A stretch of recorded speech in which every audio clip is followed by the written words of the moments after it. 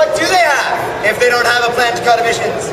Well, the only major federal support program for renewable energy.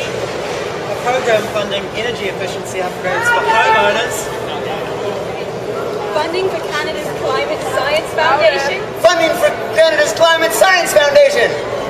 Climate change off the G8 and G20 agendas when Canada plays host this summer. And last but not least, clean fuel policies in other countries. Internal government documents released today reveal that Canada worked to kill a US federal clean fuels policy to protect its tar sands, working with allies like the Bush administration and Exxon. With friends like that, who needs clean energy? Oh, you really have earned that. Tar sands, Bush, Exxon. What could be worse than that? What possibly? Shall we find out? Yeah! Drum roll, please.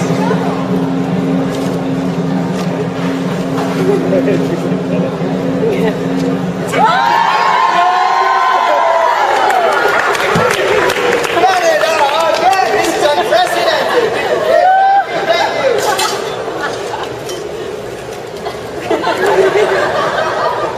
Can I actually wait, gotta get this. Wait. Yeah, well, no. We're not letting go of these. We're not letting go of these. Now, Canada, are there any Canadians here? Would someone give me a hand? Someone give me a hand. Should we just hold this? Our statements, I'd just like to remind everyone that this program that we are speaking about today is Canada's longest running and most successful on the podium program. It by far trumps our other podium program. Now, with already 3 fossils on the first day of the conference, Canada is well on its way to win its fourth consecutive fossil of the year in a row. 4th consecutive in a row. That means 4 times in a row. Will further increase exponentially our efforts in inaction with respect to our already weak emissions reductions targets and try to block a fair, ambitious, and legally binding agreement. Our country is not inclined to be first place in protecting our environment and our global society from climate change, and so we are thrilled to win first place, second place, and third place in destroying our global environment. Thank you very much.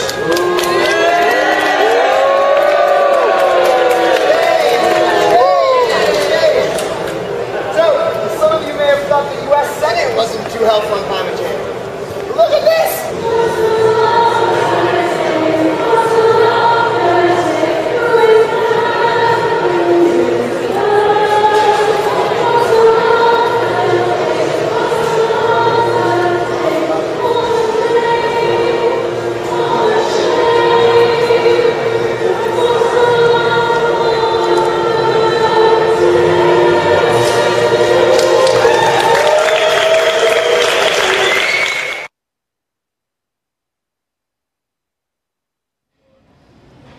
So that was Monday's fossil of the day, but Canada's got competition. Yeah, as we mentioned in the news, Japan has come in for a lot of criticism at these talks for its kind of hardline stance, and I believe it won yesterday's fossil of the day, and I think today's is taking place pretty much as we speak, so we might be able to bring you that tomorrow. Oh yeah, tomorrow morning, or maybe even at the end of the show.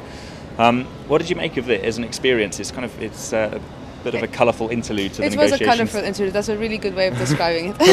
Did you enjoy it? I did enjoy it, and I think it brought the point home in a really nice and funny way. Good. Yeah, You know about the song, though. Yeah, it does kind of get. If you've been, we've been covering these climate talks now for a few years. Well, I've only been covering these talks for 2 days. You've been covering talks for 2 days. We've been covering these talks for about 2 years, and that song, the theme tune to Fossil of the Day, will stay in your head for approximately. It finds a way of just staying there. 6 months at a time. Yes. Now, for viewers who've just joined us on Justin TV, you're wondering what on earth you're watching. We're coming to you live from the United Nations Climate Talks in. This is Adam. In Cancun. Thank you. This is Dana, and we've put together a short, kind of understated, modest, I would say, modest trailer to give you an idea of what it is we do. So we're going to play that in for you now.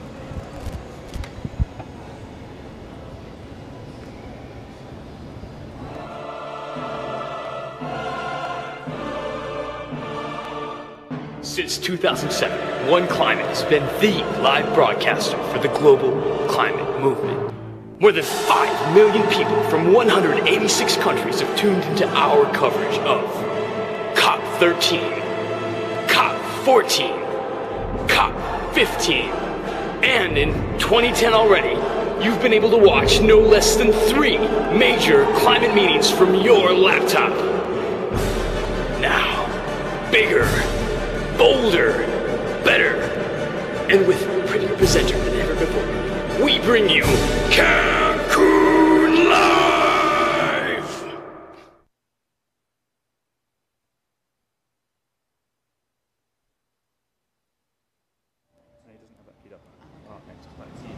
Okay, so just a brief interlude there as we take a astonishingly bombastic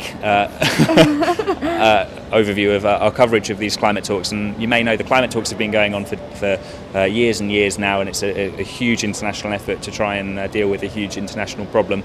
And we've been following them since 2007, I think, in Bali, and then in Poland, in Poznan. How have you seen them change?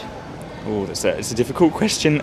So this is a massive issue. They're talking about trying to address the biggest challenge that humankind has faced ever. I think this is it's our civilization that's on the brink. And if you talk to people here, if you talk to scientists, 90% of scientists, 99% of scientists will tell you that this is we're hitting crisis points now. We're not at the stage where we are even going to be able to cope with all of the emissions that we've already committed to. And lots of people around the world and here in Cancun are trying to do different kinds of actions to bring that point home, especially to the leaders and the people running the show, right? Yeah, trying to get a sense of urgency here, and people often say, "Oh, the UN process is very slow." Well, that's kind of like accusing the referee at a football match of being slow. Is it the referee always wrong?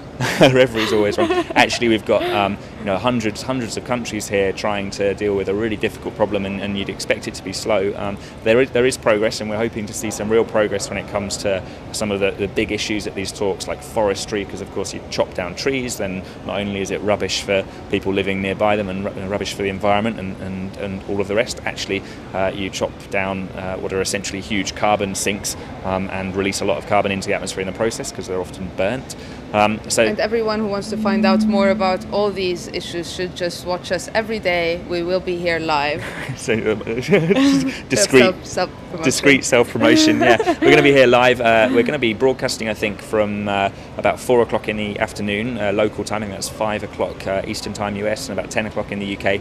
And we're going to be online for about 3.5 hours if we can. And the show is only going to get better. The show's only going to get better. Don't you think? That's quite a promise. And then we're going to be on Justin TV as well from 7 till 7:30. From tomorrow, we're going to be bringing you live and interactive chat shows. So we're going to have 2 guests talking about some of the big issues and some of the controversial topics about climate change. And I know that it is controversial, and a lot of you watching will maybe won't believe in it or be confused about it. So it's really an opportunity to put your questions in to us. Send us your thoughts. We want to hear from everyone. Yeah, this is fine. Yeah, we need to talk about these things. So send your thoughts in, and we'll put them to our guests as well. We're going to have world experts. This is a unique opportunity. We've got international scientists, international politicians, international negotiators. We can bring them here, and you can put your questions to them or abuse them or whatever it is you want to do. Feel like doing. Yeah, we'll take the best the best comments and the most challenging comments and put them to our viewers.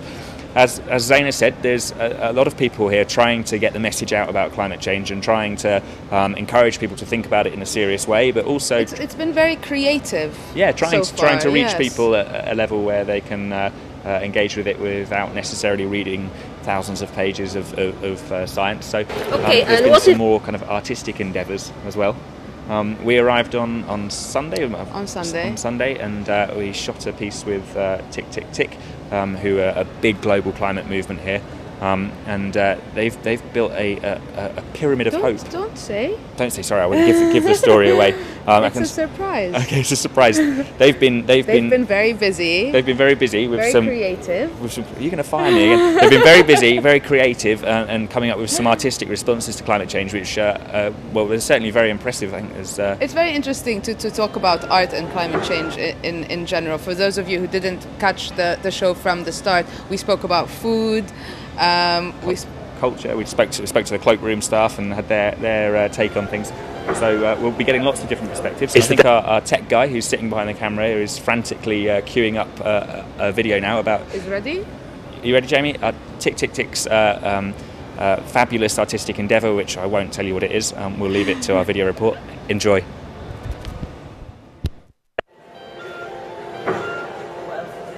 It's the day before the opening of the UN climate talks, and the negotiation and exhibition halls are calm and empty.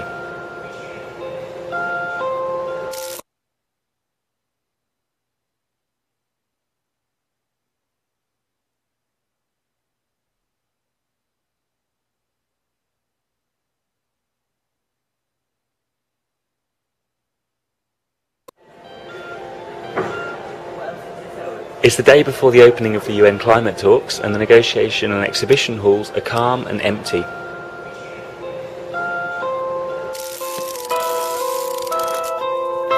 But the Tick Tick Tick team were already busy getting down to work, building a pyramid of hope. Well, the pyramid is representing a pyramid of hope that need to be built.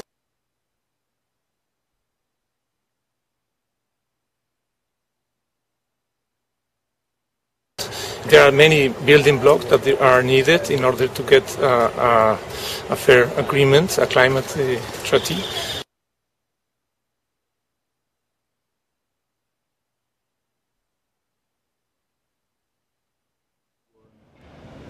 Okay, so our viewers who've been with us since 4 o'clock will know that we've had technical difficulties. Well, it's not quite the truth to say that we have technical difficulties. Jamie has a biological difficulty in that he needs 3 arms in order to do the tech work that we're asking of him. We are actually on the lookout if you know anyone who can work a computer and has 3 arms. Yeah, not just work a computer. I think it's a little bit more technical than that. We should give him some credit. Yeah. But also the UN here has some technical difficulties. We're in Cancun in Mexico, and there's been a huge logistical effort to host these kind of 15,000 people, I think it is. Those who joined us the first time around.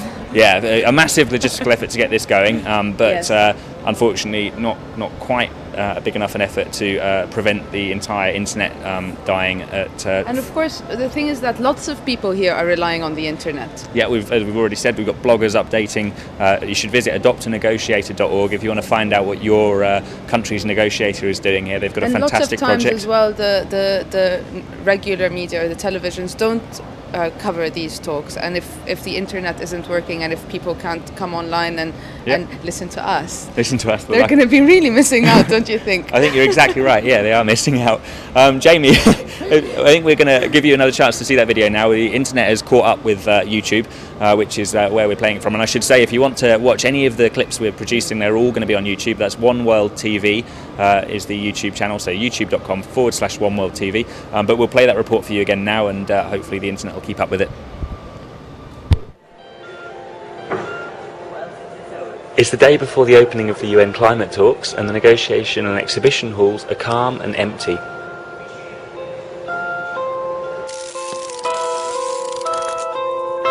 But the Tick Tick Tick team were already busy getting down to work, building a pyramid of hope.